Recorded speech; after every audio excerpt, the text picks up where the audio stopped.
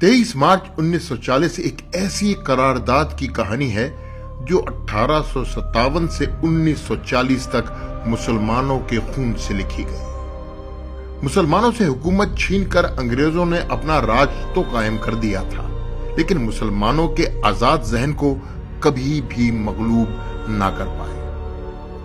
ये वो जमाना था जब अंग्रेजों ने मुसलमानों को अपना दुश्मन समझकर उनके खिलाफ वो इकदामात उठाए कि पूरे बर्रे सगीर की मुस्लिम मिल्लत तालीमी, माशी और सियासी पसमानदगी के पस्त तरीन गड्ढे में जा गिरी। ऐसे नासाजगार हालात में सर सैयद अहमद खान ने अलीगढ़ यूनिवर्सिटी के जरिए मुसलमानों की तालीमी पस्ती दूर करने की कोशिश की।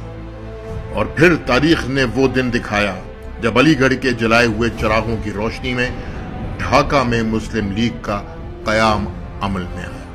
अलीगढ़ यूनिवर्सिटी के ही सुपूत मौलाना मोहम्मद अली जौहर, जो एक तरफ कॉमरेड जैसे अखबारात के जरिए आजादी की शमा को मजीद भड़काते हैं, तो दूसरी तरफ हजरत अल्लामा इकबाल 1930 में खुतबा इलाहाबाद के जरिए पाकिस्तान का नक्शा वाज़ेह कर देते हैं।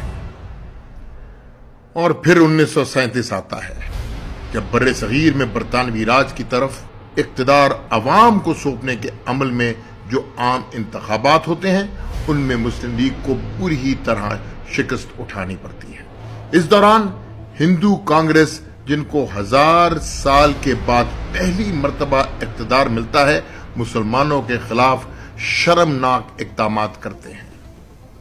मसलन उस वक्त कांग्रेस ने हिंदी को कौमी जुबान करार दे दिया, गांव कशी पर पाबंदी आयद कर दी और कांग्रेस के तिरंगे को कौमी परचम की हैसियत दी। यहीं से मुसलमान फैसला करते हैं कि अब जिद्दोजहद सिर्फ अलहदा मुमलिकत पाकिस्तान के लिए होगी।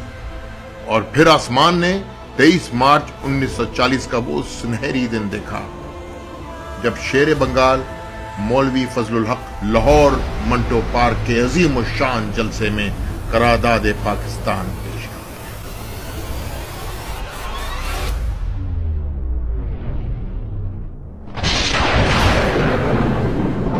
मौलवी फजलुल हक की तरफ से पेश करदा इस करारदाद की ताईद यूपी के मुस्लिम लीगी रहनुमा चौधरी खलीकुज़्ज़मा, पंजाब से मौलाना जफर अली खान, खैबर पख्तूनख्वा से सरदार औरंगजेब और सिंध की सरजमीन से सर अब्दुल्ला हारून, बलूचिस्तान से काजी ईसा करते हैं। और 7 बरस के कलील अरसे में बर्रे सगीर में मुस्लिम दुनिया की एक नाकाबिले शिकस्त ताकत पाकिस्तान की सूरत में सामने आती है।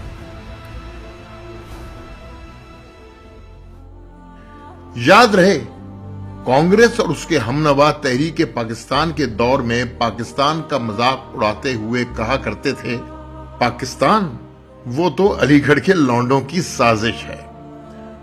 आज इतने बरस गुजरने के बाद कांग्रेस और उनके हमनवाओं को याद कराता चलूं, ये वही हैं all sectors, threat imminent, जिन्होंने कुछ दिन पहले हिंदुस्तान के 2 जहाज मार गिराए